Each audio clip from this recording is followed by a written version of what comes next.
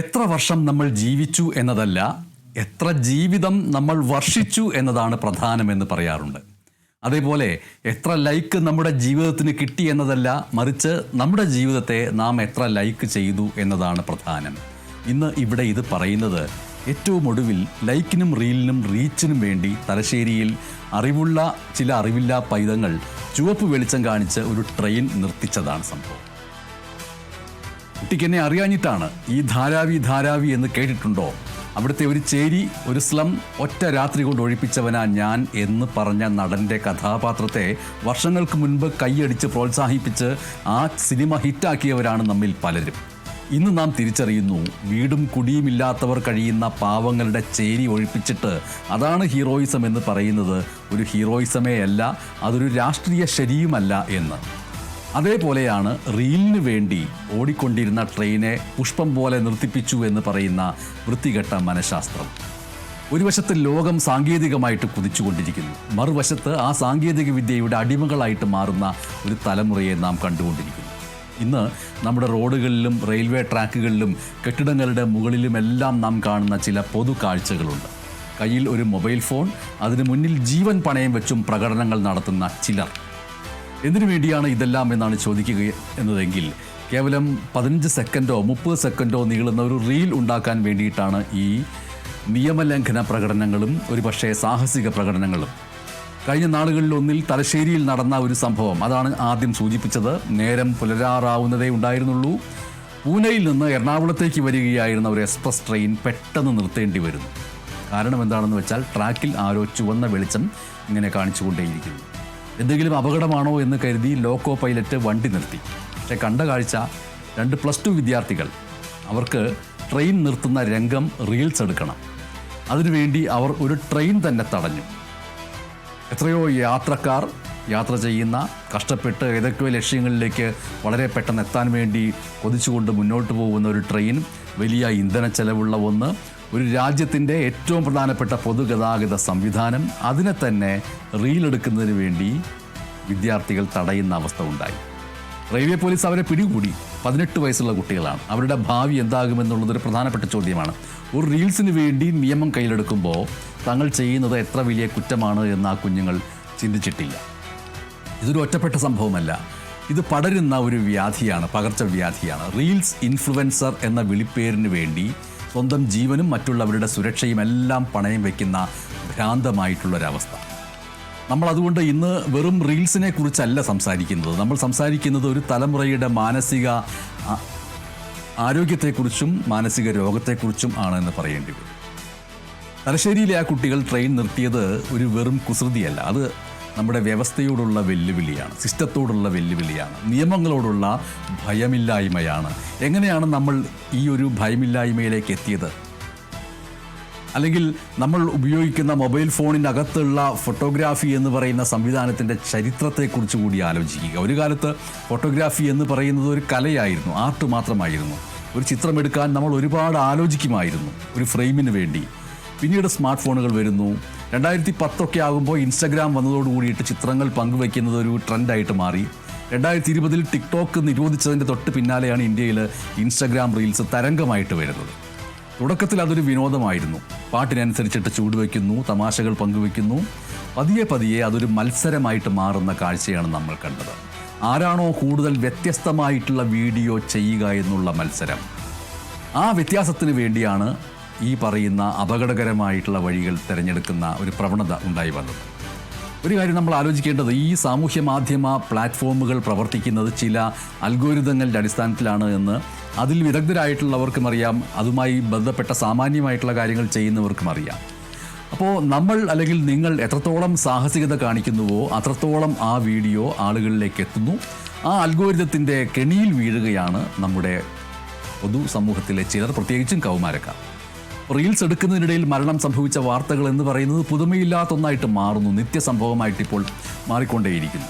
കഴിഞ്ഞ വർഷം ജൂൺ മാസത്തിൽ മഹാരാഷ്ട്രയിൽ നടന്ന സംഭവം, ശ്വേത ദീപക് സുർവാസെ എന്ന് പറയുന്ന സാമൂഹ്യ മാധ്യമ സ്വാധീനക, സോഷ്യൽ മീഡിയ ഇൻഫ്ലുവൻസർ എന്നതിനെ മലയാളത്തിൽ പറയുമ്പോൾ അങ്ങനെയാണല്ലോ പറയാൻ കഴിയുക, സാമൂഹ്യ മാധ്യമ സ്വാധീനക. റീൽ ചിത്രീകരിക്കുന്നതിനിടയിൽ നിയന്ത്രണം വിട്ട കാർ 300 അടി താഴ്ചയിലേക്ക് മറിഞ്ഞാണ് ആ പെൺകുട്ടി മരിച്ചത്. ആ വീഡിയോ പകർത്താൻ നിന്ന സുഹൃത്തുക്കൾക്ക് നോക്കി നിൽക്കാനേ കഴിഞ്ഞുള്ളൂ. അപ്പോൾ നമ്മുടെ കേരളത്തിലേക്ക് വരികയാണെങ്കിൽ കോഴിക്കോട് വടകരയിൽ ഒരു യുവാവ് ബെൻസ് കാർ ഉപയോഗിച്ച് പ്രൊമോഷൻ വീഡിയോ എടുക്കുന്നതിനിടയിൽ അതേ കാറിടിച്ച് മരിക്കുന്ന അവസ്ഥയുണ്ടായി. അപ്പോൾ ഇതിനെ സാഹസികത എന്നാണോ പറയേണ്ടത്? സ്വന്തം ജീവിതത്തെ ഇല്ലാതാക്കുന്നതിന് വേണ്ടി നിയമം ലംഘിക്കുന്നു, മറ്റുള്ളവരുടെ കൂടി ജീവൻ കളയുന്നതിന് വേണ്ടി നിയമം ലംഘിക്കുന്ന പ്രകടനം എന്നാണോ പറയേണ്ടത്? റെയിൽവേ പാളത്തിൽ നിന്ന് റീൽസ് എടുക്കുന്നതിനിടയിൽ ട്രെയിൻ തട്ടി മരിച്ചവരുടെ എണ്ണം ഇന്ത്യയിൽ നിരന്തരമായിട്ട് വർദ്ധിച്ചു വരികയാണ്. വെള്ളച്ചാട്ടങ്ങളുടെ വക്കിൽ നിന്ന് നൃത്തം ചെയ്യുന്നവർ, ഓടുന്ന ബസ്സിൽ തൂങ്ങിക്കിടക്കുന്നവർ, അവരുടെയൊക്കെ പിറകെ ഒരുപക്ഷെ അവരുടെ സുഹൃത്തുക്കൾ മൊബൈൽ ഫോണുമായിട്ട് അവരുടെ മഹത്തായ രംഗം ചിത്രീകരിക്കാൻ വേണ്ടി ഉണ്ടാവും. ഒരുപക്ഷെ പിറകെ ആരുമില്ലെങ്കിലും ഒരു കൈ കൊണ്ട് തൂങ്ങിപ്പിടിച്ചുകൊണ്ട് മറുകൈ കൊണ്ട് ഫോണിൽ ചിത്രീകരിക്കുന്നവരും ഉണ്ടാകും. ഇവരൊന്നും മരണത്തെ ഭയപ്പെടുന്നില്ല എന്നല്ല, മറിച്ച് ആ നിമിഷം, ആ സെക്കൻഡുകളിലെ സൂക്ഷ്മ മാത്രയിൽ അവർക്ക് ലൈക്കുകൾ മാത്രമേ അവരുടെ ലക്ഷ്യമായിട്ടുള്ളൂ, ലൈക്കുകൾ മാത്രമേ അവരുടെ കൺമുന്നിൽ ഉള്ളൂ എന്നുള്ളതാണ്. ഇവരൊന്നും ജയൻ എന്ന നടനെ പോലെ അനശ്വരരാകാൻ പോകുന്നില്ല. അവരുടെ നിസ്സാരങ്ങളായിട്ടുള്ള റീൽസ് കാലത്തിൻ്റെ കുത്തൊഴുക്കിൽ എന്നല്ല, വളരെ പെട്ടെന്ന് തന്നെ അപ്രസക്തമായി തീരും അവരുടെ മരണത്തോടു കൂടി. അപ്പം നമ്മൾ ആലോചിക്കേണ്ട ഒരു കാര്യം എന്ന് പറയുന്നത്, ഒരു വീഡിയോ വൈറലായാൽ നിങ്ങൾക്ക് അല്ലെങ്കിൽ നമ്മൾക്ക് എന്ത് കിട്ടുന്നു എന്നുള്ളതാണ്. അത് കുറച്ച് കമൻറ്റുകളാണ്, കുറച്ച് ഹൃദയചിഹ്നങ്ങളാണ്, പക്ഷേ നഷ്ടപ്പെടുന്നത് തിരിച്ചു കിട്ടാത്ത ജീവിതം എന്നതാണ്. അപ്പോൾ മാതാപിതാക്കളുടെ സ്വപ്നങ്ങൾ ഒരു ഭാഗത്ത് തീരുന്നു, പ്രിയപ്പെട്ടവരുടെ സ്വപ്നങ്ങൾ തീരുന്നു. വാഗമണ്ണിലെ മൊട്ടക്കുന്നിലെ ഒരു അപകടം. അന്ന് കുറച്ച് നാൾക്ക് മുമ്പ് വാഗമണ്ണിലെ മൊട്ടക്കുന്നിൽ ഒരു കാർ വട്ടം കറക്കിയിട്ട് ഡ്രിഫ്റ്റ് ചെയ്തിട്ട് റീൽസ് എടുക്കുന്നതിനിടെ ഒരു യുവാവിന് ജീവൻ നഷ്ടപ്പെടാറായ സാഹചര്യം നമ്മൾ കാണുകയുണ്ടായി. വിനോദസഞ്ചാരികൾ നിൽക്കുന്ന ഇടത്താണ് ഇവർ ഈ അഭ്യാസ പ്രകടനം നടത്തുന്നത്. റെയിൽവേ ട്രാക്കിലെ നൃത്തത്തെക്കുറിച്ച് പറയുകയാണെങ്കിൽ, തൃശ്ശൂരിൽ റെയിൽവേ പാളത്തിൽ മൊബൈൽ ഫോൺ വെച്ച് പാട്ടിനൊപ്പിച്ച് നൃത്തം ചെയ്ത പെൺകുട്ടികൾ നമ്മളുടെ ഓർമ്മയിലേക്ക് വരികയാണ്. ട്രെയിൻ വരുന്ന ശബ്ദം കേട്ടിട്ടും വീഡിയോ പൂർത്തിയാക്കാൻ ശ്രമിച്ച ആ കുട്ടികൾ തലനാരിടയ്ക്കാണ് രക്ഷപ്പെട്ടത് എന്നുള്ള കാര്യവും ഓർക്കേണ്ടതുണ്ട്.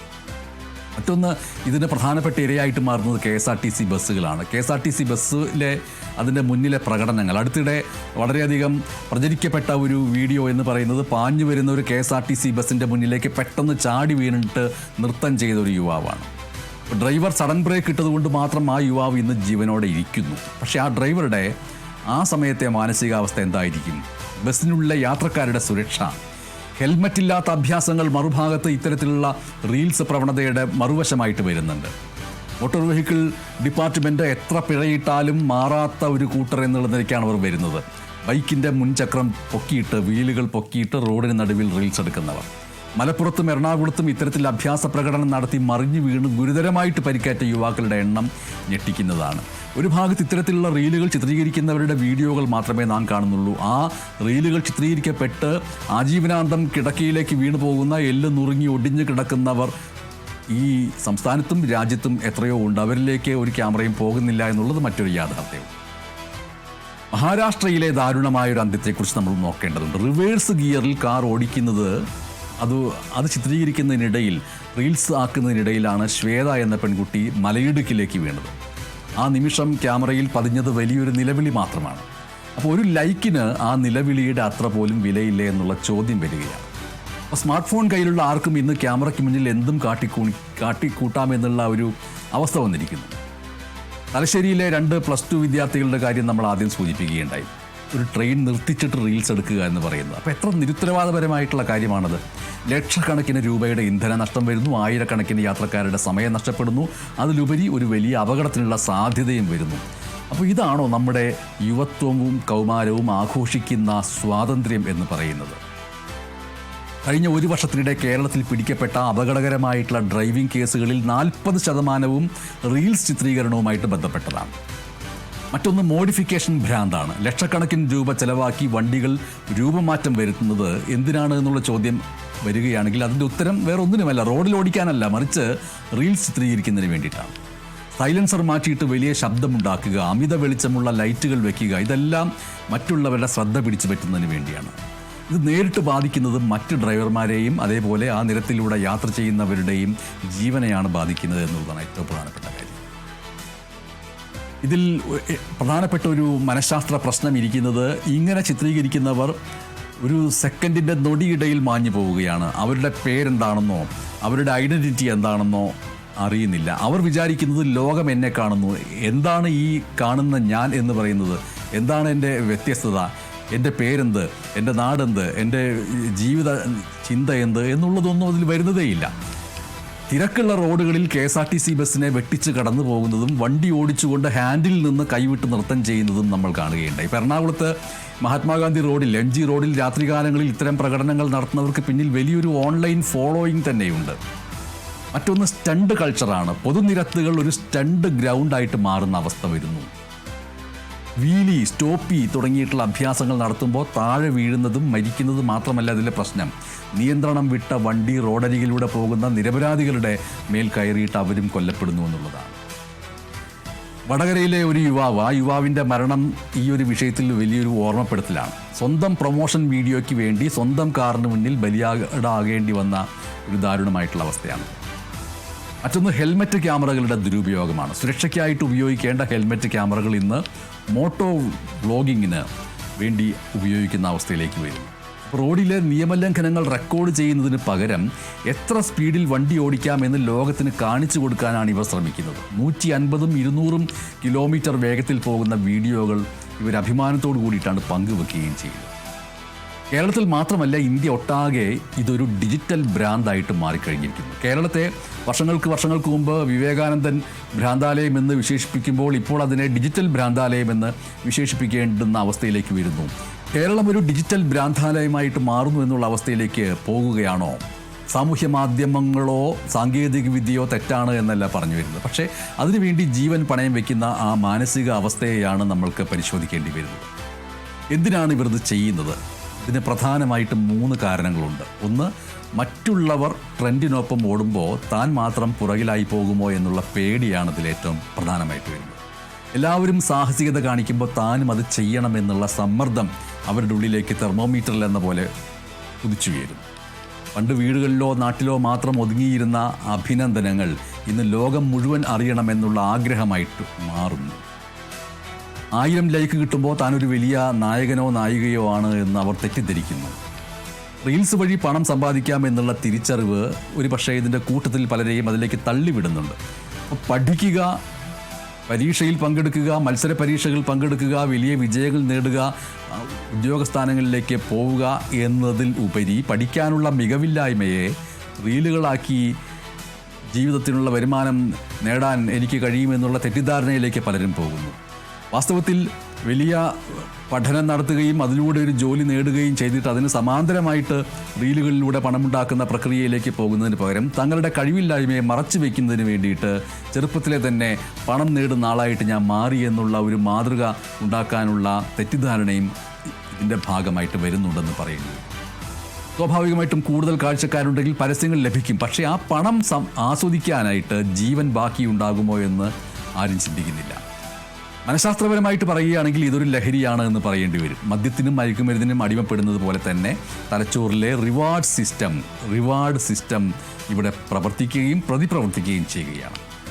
നിങ്ങളുടെ ഫോണിലേക്ക് ഓരോ നോട്ടിഫിക്കേഷൻ വരുമ്പോഴും ആ കുട്ടിയുടെ, ആ കൗമാരക്കാരൻ്റെ, ആ യുവാവിൻ്റെ തലച്ചോറിൽ സന്തോഷത്തിൻ്റേതായിട്ടുള്ള രാസമാറ്റങ്ങൾ, കെമിക്കൽ ചേഞ്ചസ് സംഭവിക്കുന്നു. എന്തുകൊണ്ടാണ് ഇത്രയധികം ആളുകൾ ഇതിന് അടിമപ്പെടുന്നത് എന്നുള്ളതാണ്. അതിൻ്റെ പിന്നിലെ മനഃശാസ്ത്രം എന്ന് പറയുന്നത് ഡോപ്പമിൻ ആണ്. ഡോപ്പമിൻ എന്ന് പറയുന്നത് നമ്മുടെ തലച്ചോറിൽ സന്തോഷം നൽകുമ്പോൾ ഉൽപ്പാദിപ്പിക്കപ്പെടുന്ന ഒരു രാസവസ്തുവാണ്. ആ ഡോപ്പമിൻ എന്ന് പറയുന്ന രാസവസ്തു അത് പ്രവർത്തിക്കുന്നത് എങ്ങനെയാണ്? നിങ്ങളൊരു റീലിട്ടു, ഉടനെ ഒരു 100 ലൈക്ക് വന്നു, നിങ്ങളുടെ തലച്ചോറിൽ പെട്ടെന്ന് ഡോപ്പമിൻ ഉൽപ്പാദിപ്പിക്കപ്പെടുന്നു. അതൊരു ലഹരിയാണ്. ആ ലഹരി വീണ്ടും അനുഭവിക്കാൻ നിങ്ങൾ അടുത്ത തവണ അതിലും വലിയ സാഹചര്യത കാണിക്കുന്നു, വീണ്ടും ഡോപ്പമിൻ ഉൽപ്പാദിപ്പിക്കുന്നു. ഓരോ തവണയും ഉൽപ്പാദിപ്പിക്കുന്നതിൻ്റെ അളവ് കൂട്ടാൻ തലച്ചോറ് നിങ്ങളോട് ആവശ്യപ്പെട്ടുകൊണ്ടേയിരിക്കും. മനഃശാസ്ത്രജ്ഞർ ഇതേക്കുറിച്ച് പറയുന്നത് ഇതൊരു വെർച്വൽ അഡിക്ഷൻ ആണ് എന്നാണ്. മറ്റുള്ളവരുടെ ശ്രദ്ധ പിടിച്ചു പറ്റാനുള്ള മനുഷ്യസഹജമായിട്ടുള്ള ആഗ്രഹമാണ് ഇവിടെ ചൂഷണം ചെയ്യപ്പെടുന്നത്. അപ്പോൾ ഹീറോയിസം എന്ന് പറയുന്നത് അപകടം കാണിക്കലല്ല എന്ന് നമ്മുടെ കുട്ടികൾക്ക് ആരാണ് പറഞ്ഞു കൊടുക്കുക, മനസ്സിലാക്കി കൊടുക്കുക? ഗതാഗത നിയമങ്ങൾ ലംഘിക്കുന്നതും പോലീസിനെ വെട്ടിക്കുന്നതും വലിയ കാര്യമായിട്ട് കാണുന്ന ഒരു വിഭാഗം ഇവിടെ വളർന്നു വരുന്നു. അതൊരു സാമൂഹിക വിപത്തായിട്ട് നാം തിരിച്ചറിയണം. ഇന്ന് റീൽസിന് വേണ്ടി എന്ത് നിയമലംഘനവും നടത്താമെന്നുള്ള അവസ്ഥയാണ്. റോഡിന് നടുവിൽ വണ്ടി നിർത്തി ഡാൻസ് കളിക്കുക, പോലീസുകാരെ കളിയാക്കുക, പൊതുജനങ്ങളെ വഴിയിൽ തടയുക, ഇതെല്ലാം ഒരു ഉള്ളടക്കമാണ്, കണ്ടൻ്റാണ് എന്നാണ് ഇവരുടെ വാദം. പക്ഷെ ഓർത്തിരിക്കുക, സൈബർ നിയമങ്ങളും ട്രാഫിക് നിയമങ്ങളും ഇപ്പോൾ വളരെ കർശനമാണ്. ഒരിക്കൽ ഒരു കേസിൽ കുടുങ്ങിയാൽ പാസ്പോർട്ട് വെരിഫിക്കേഷൻ മുതൽ ജോലി സാധ്യതകൾ വരെ ഇല്ലാതാകുമെന്നുള്ളത് ഓർക്കുക. തലശ്ശേരിയിലെ ആ കുട്ടികളുടെ കാര്യം തന്നെ എടുക്കാം. അവർ ചെയ്തത് ട്രെയിൻ അട്ടിമറിക്ക് വരെ കാരണമായേക്കാവുന്ന രാജ്യദ്രോഹത്തിൻ്റെ പരിധിയിലേക്ക് വരാവുന്ന കുറ്റമാണ്. ഒരു തമാശയ്ക്ക് തുടങ്ങിയ കാര്യം ജീവിതകാലം മുഴുവൻ വേട്ടയാടുന്ന ക്രിമിനൽ റെക്കോർഡായിട്ട് മാറും എന്നുള്ളത് ഓർക്കേണ്ടതാണ്. ഡിജിറ്റൽ ലോകത്തെ ഈ മത്സരത്തിൽ നമ്മൾ നമ്മുടെ സ്വകാര്യതയും മാനസികാരോഗ്യവും നഷ്ടപ്പെടുത്തുകയാണ് എന്നുകൂടി ഓർക്കേണ്ടതുണ്ട്. പ്രതീക്ഷിച്ചത്ര ലൈക്ക് കിട്ടാതെ വരുമ്പോൾ കടുത്ത ഡിപ്രഷനിലേക്ക്, വിഷാദത്തിലേക്ക് പോകുന്ന എത്രയോ പേരുണ്ട്. സാമൂഹ്യ മാധ്യമത്തിലെ ജീവിതമല്ല യഥാർത്ഥ ജീവിതമെന്ന് തിരിച്ചറിയാൻ വൈകരുത്. ഇപ്പോൾ അധികാരികൾ കുറച്ചെങ്കിലും ഉണർന്നു കഴിഞ്ഞിട്ടുണ്ട്. മോട്ടോർ വാഹന വകുപ്പും കേരള പോലീസും സാമൂഹ്യ മാധ്യമങ്ങളിലെ നിയമലംഘനങ്ങൾ നിരീക്ഷിക്കാനായിട്ട് പ്രത്യേകമായിട്ടുള്ള വിങ്ങുകൾ തന്നെ തുടങ്ങിക്കഴിഞ്ഞിട്ടുണ്ട്. ആജീവനാന്തം ലൈസൻസ് റദ്ദാക്കലാണ് അതിൽ ഏറ്റവും പ്രധാനപ്പെട്ട കാര്യം. റോഡിൽ അഭ്യാസം കാണിക്കുന്നവരുടെ ലൈസൻസ് റദ്ദാക്കുക മാത്രമല്ല, വണ്ടി കസ്റ്റഡിയിലെടുത്ത് വലിയ തുക പിഴയും ചുമത്തിക്കൊണ്ടിരിക്കുന്നുണ്ട്. നിയമവിരുദ്ധമായിട്ടുള്ള വീഡിയോകൾ പോസ്റ്റ് ചെയ്താൽ IT ആക്ട് പ്രകാരം കേസെടുക്കാം. ഇത് നിങ്ങളുടെ ഭാവിയിലെ ജോലിയെയും വിദേശയാത്രകളെയും എല്ലാം ബാധിക്കാൻ പോവുകയാണ്. റെയിൽവേ നിയമപ്രകാരം ട്രെയിൻ റീലിന് വേണ്ടി തടയുന്നതാവട്ടെ, എന്തിനു വേണ്ടിയും തടയുന്നത് ജാമ്യമില്ലാത്ത കുറ്റമായി വരെ മാറാം. അതുകൊണ്ട് ആ കുട്ടികൾ ചെയ്തത് വെറും തമാശയല്ല, അതൊരു രാജ്യദ്രോഹപരമായ ക്രിമിനൽ കുറ്റമായിട്ടാണ് നിയമം കാണുന്നത്. ഇനി ഈ പറയുന്ന വിഭാഗത്തിൽ തന്നെ യുവാക്കളിൽ നിന്ന് നമ്മൾ കുറച്ചുകൂടി കുട്ടികളിലേക്ക് വരികയാണെങ്കിൽ, 13 മുതൽ 19 വയസ്സ് വരെയുള്ള കുട്ടികളിലേക്ക് വരികയാണെങ്കിൽ, എന്തുകൊണ്ടാണ് ആ പ്രായപരിധിയിലുള്ള കുട്ടികൾ ഇത്രയധികം ഇതിൽ ആകർഷകരാകുന്നത് എന്നാണെങ്കിൽ, മനഃശാസ്ത്രജ്ഞർ അതിനെക്കുറിച്ച് പറയുന്നത് ഐഡൻറ്റിറ്റി സീക്കിംഗ് ബിഹേവിയർ എന്നാണ്. അതായത് അംഗീകാരത്തിനായുള്ളൊരു വിശപ്പ് എന്നുള്ള നിലയ്ക്കാണ്. കൗമാരപ്രായത്തിൽ കുട്ടികൾക്ക് മറ്റുള്ളവരിൽ നിന്നുള്ള അംഗീകാരം, ഒരു വാലിഡേഷൻ കിട്ടുക എന്ന് പറയുന്നത് വളരെ പ്രധാനപ്പെട്ട ഒന്നാണ്. പണ്ട് അത് സ്കൂളിലെ മാർക്കിലൂടെയോ അല്ലെങ്കിൽ കായിക നേട്ടങ്ങളിലൂടെയോ സ്കൂൾ യുവജനോത്സവത്തിലെ പ്രകടനങ്ങളിലൂടെയോ ഒക്കെ ആയിരുന്നു ലഭിച്ചിരുന്നത്. ഇന്ന് അത് ലൈക്കുകളിലൂടെയും ഷെയറുകളിലൂടെയും ആയിത്തീരുന്നൊരവസ്ഥയിലേക്ക് വരുന്നു.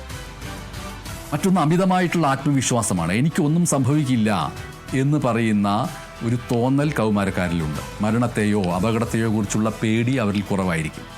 നേരത്തെ സൂചിപ്പിച്ച തലശ്ശേരിയിലെ കുട്ടികൾ ട്രെയിൻ നിർത്തുമ്പോൾ അവർ ചിന്തിക്കുന്നത് അതിൻ്റെ ഭവിഷ്യത്തിനെ കുറിച്ചല്ല, മറിച്ച് അത് സാമൂഹ്യ മാധ്യമത്തിൽ ഇടുമ്പോൾ കിട്ടാൻ സാധ്യതയുള്ള അഭിനന്ദനങ്ങളെക്കുറിച്ചാണ്.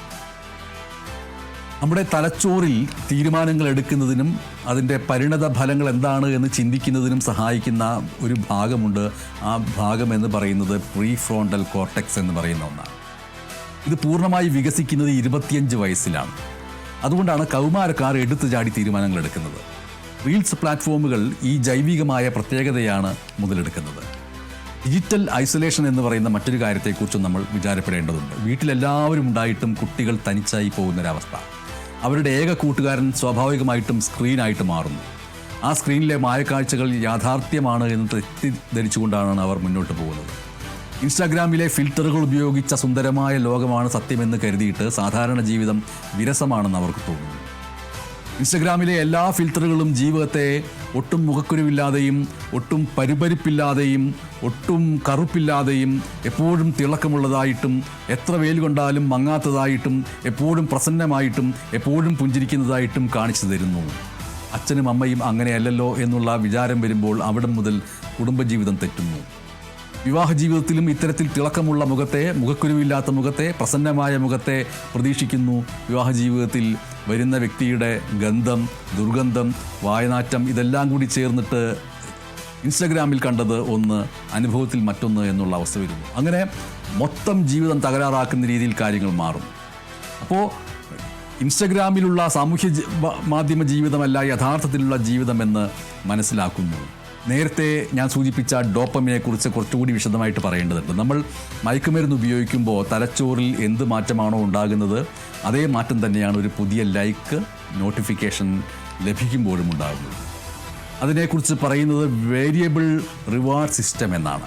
അതായത് അടുത്ത വീഡിയോയ്ക്ക് എത്ര ലൈക്ക് കിട്ടുമെന്നുള്ള ആകാംക്ഷ ഒരു ചൂതാട്ടം പോലെയായിട്ട് മാറുന്നു, ഒരു ഗാംബ്ലിംഗ് പോലെയായിട്ട് മാറുന്നു. ജയിക്കുമ്പോൾ വലിയ സന്തോഷം, തോൽക്കുമ്പോൾ ലൈക്ക് കുറയുമ്പോൾ കടുത്ത നിരാശ. ഈ നിരാശ മറികടക്കാനായിട്ട് അവർ അതിലും വലിയ സാഹസികതയ്ക്ക് മുതിരുന്നു. ഇന്ന് കേരളത്തിലെ ക്ലിനിക്കുകളിൽ സോഷ്യൽ മീഡിയ അഡിക്ഷന് ചികിത്സ തേടിയെത്തുന്ന കുട്ടികളുടെ എണ്ണം വർഷം തോറും 20 മുതൽ 30% വരെ വർദ്ധിച്ചുകൊണ്ടിരിക്കുകയാണ്. ഇവിടെ നമ്മളൊരു തീരുമാനമെടുത്തേ മതിയാകൂ. സൈബർ നിയമങ്ങൾ ഈ വിഷയത്തിൽ ശക്തമാകേണ്ടിയിരിക്കുന്നു. അപകടകരമായിട്ടുള്ള വീഡിയോകൾ പ്രോത്സാഹിപ്പിക്കുന്ന പ്ലാറ്റ്ഫോമുകൾക്ക് പിഴ ചുമത്തണം. അത്തരം വീഡിയോകൾ ഉടനടി നീക്കം ചെയ്യാനുള്ള സംവിധാനം വേണം. സ്കൂൾ തലത്തിലുള്ള ബോധവൽക്കരണം വേണം. മറ്റൊന്ന്, കേവലം പുസ്തകങ്ങൾ പഠിപ്പിച്ചാൽ പോരാ, ഡിജിറ്റൽ ഹൈജീൻ പാഠ്യപദ്ധതിയുടെ ഭാഗമാകണം. ഇതിൽ രക്ഷിതാക്കളുടെ ഒരു പങ്ക് എന്ന് പറയുന്നത് എന്താണ്? മക്കൾക്ക് സ്മാർട്ട് ഫോൺ നൽകിയാൽ അവരുടെ ഉത്തരവാദിത്വം തീരുന്നില്ല. അവർ ആ ലോകത്ത് എന്ത് ചെയ്യുന്നു എന്ന് നിരീക്ഷിക്കാൻ നിങ്ങൾക്ക് അവകാശമുണ്ട്. അത് അവരുടെ സ്വകാര്യതയിലേക്കുള്ള കടന്നുകയറ്റമല്ല, മറിച്ച് അവരുടെ സുരക്ഷയാണ്. ഇതിലേറ്റവും പ്രധാനപ്പെട്ട കാര്യം പൊതുജനങ്ങളുടെ ഭാഗത്തു നിന്നാണ് ഉണ്ടാവേണ്ടത്. അപകടകരമായിട്ടുള്ള വീഡിയോകൾ കണ്ടാൽ അത് ലൈക്ക് ചെയ്യുകയോ ഷെയർ ചെയ്യുകയോ ചെയ്യരുത്. ഒരു തെരുവിലൂടെ അതിവേഗം പാഞ്ഞു പോകുന്ന ഒരു ഇൻഫ്ലുവൻസറുടെ വീഡിയോ കാണുമ്പോൾ ഉടൻ നമ്മളുടെ മനസ്സ് പ്രവർത്തിക്കേണ്ടത് നിയമം ലംഘിച്ചുകൊണ്ടാണല്ലോ ആ കാര്യം ചെയ്യുന്നത്. ആ വേഗത അനുവദനീയമല്ലല്ലോ, ഹെൽമെറ്റ് ഇല്ലല്ലോ, ഈ വീഡിയോയ്ക്ക് ലൈക്ക് കൊടുക്കില്ല എന്ന് മാത്രമല്ല അത് റിപ്പോർട്ട് ചെയ്യാൻ കൂടിയുള്ള ഒരു ഉപബോധ മനസ്സ് പ്രവർത്തിക്കേണ്ടിയിരിക്കുന്നു. അപ്പോൾ ഇത്തരം പ്രവണതകളെ നമ്മൾ പ്രോത്സാഹിപ്പിക്കാതിരുന്നാൽ മാത്രമേ അത് അവസാനിക്കുകയുള്ളൂ. സാങ്കേതിക വിദ്യ എന്ന് പറയുന്നത് ഉപയോഗിക്കാനുള്ളതാണ്, അതിന് അടിമപ്പെടാനുള്ളതല്ല. നിങ്ങളുടെ സർഗാത്മകത പ്രകടിപ്പിക്കാൻ റീൽസ് തീർച്ചയായിട്ടും നല്ലൊരു മാധ്യമമാണ്. പക്ഷേ ആ റീൽസിലൂടെ നല്ല ഗാനങ്ങളാവാം, നല്ല കലാ അവതരണങ്ങളാവാം, അറിവിൻ്റെ പ്രകടനമാവാം, അതിൻ്റെ പങ്കുവെപ്പാകാം. അല്ലാതെ അതിന് നിയമലംഘനത്തിൻ്റെതായ സാഹസികതയുടെയോ മറ്റോ ആവശ്യമില്ല. സാഹസികത നന്നാണ്. എവറസ്റ്റ് കീഴടക്കൽ അങ്ങനെയുള്ള അത്തരം പ്രവർത്തനങ്ങളിലൂടെയാണ് നമ്മൾ ലോക ചരിത്രത്തിൽ നേട്ടങ്ങൾ ഉണ്ടാക്കിയിട്ടുള്ളത്. പക്ഷേ ഇവിടെ ക്രിയാത്മകമല്ലാത്തവയാണ് സാഹസികതയായിട്ട് നമ്മുടെ മുന്നിലേക്ക് വരുന്നത്, യാത്രക്കാരുടെയും സ്വന്തം ജീവൻ നഷ്ടപ്പെടുത്തുന്ന ഒന്ന്. അപ്പോൾ അറിവുകൾ പങ്കുവെക്കുക, അതിന് നിങ്ങളുടെ ജീവൻ പണയം വെക്കേണ്ടി വരുന്നില്ല. ലോകത്തെ ഏറ്റവും വലിയ ഇൻഫ്ലുവൻസർമാർ ആരും അപകടം കാണിച്ചിട്ടല്ല അവരുടെ ഈ നിലയിലെത്തിയത് എന്നുകൂടി നോക്കേണ്ടതുണ്ട്. അവർ അവരുടെ കഴിവ് കൊണ്ടാണ് അവിടെ എത്തിയത്. സ്ക്രീനിനപ്പുറം നമ്മളെ സ്നേഹിക്കുന്ന ഒരു കുടുംബമുണ്ട്, നമ്മളുടെ സുഹൃത്തുക്കളുണ്ട്, ബന്ധുക്കളുണ്ട്, നാട്ടുകാരുണ്ട്, പ്രിയപ്പെട്ടവരുണ്ട്. നിങ്ങൾ അവരിലേക്ക് സുരക്ഷിതരായിട്ട് മടങ്ങി വരാൻ കാത്തിരിക്കുന്നു. അവരുടെ സ്നേഹത്തേക്കാൾ വലുതല്ല അജ്ഞാതരായ ആളുകൾ നൽകുന്ന ഒരു ലൈക്കും കമൻറ്റും എന്ന് മനസ്സിലാക്കുക. ജീവൻ വിലപ്പെട്ടതാണ്. ഒരു മിനിറ്റിൽ താഴെയുള്ള ഒരു വീഡിയോയ്ക്ക് വേണ്ടി ബലി കൊടുക്കാനുള്ളതല്ലാതെ നിയമങ്ങൾ പാലിക്കുക, സ്വയം സുരക്ഷിതരാകുക. ജീവിതം ഒരു റീൽസ് അല്ല, അതിന് റീടേക്കില്ല. ഒരു തവണ പാളിയാൽ പിന്നെ തിരുത്താൻ അവസരം കിട്ടില്ല. ഒരു 15 സെക്കൻഡ് വീഡിയോയ്ക്ക് വേണ്ടി 15 വർഷം മാതാപിതാക്കളോ മറ്റുള്ളവരോ വളർത്തി വലുതാക്കിയ നിങ്ങളുടെ ശരീരം തകർക്കാതിരിക്കുക. മണ്ണിൽ വീണുടയുന്ന ഫോൺ പോലെ മാറ്റിവെക്കാനുള്ളതല്ല നിങ്ങളുടെ ശ്വാസം, ജീവശ്വാസം എന്ന് പറയുന്നത്. ഒന്നുകൂടി അതിനെ വിപുലീകരിച്ച് പറയുകയാണെങ്കിൽ നമ്മുടെ ജീവിതം ഒരു തിയേറ്ററാണ്. അതിൽ നമുക്ക് അഭിനയിക്കാം, പാടാം, ആടാം. പക്ഷേ ആ തിയേറ്ററിന് തീയിട്ടുകൊണ്ട് വേണോ ഈ പ്രകടനം എന്ന് ചിന്തിക്കുക. നിങ്ങളുടെ ഓരോ ശ്വാസവും നിങ്ങളുടെ പ്രിയപ്പെട്ടവരുടെ പ്രതീക്ഷയാണ് എന്ന് വിചാരിക്കുക. ആ പ്രതീക്ഷകളെ ഒരു 15 സെക്കൻഡ് നേരത്തെ പ്രശസ്തിക്ക് വേണ്ടി ഇല്ലാതാക്കരുത് എന്ന് പറഞ്ഞുകൊണ്ട് അവസാനിപ്പിക്കുന്നു. നന്ദി.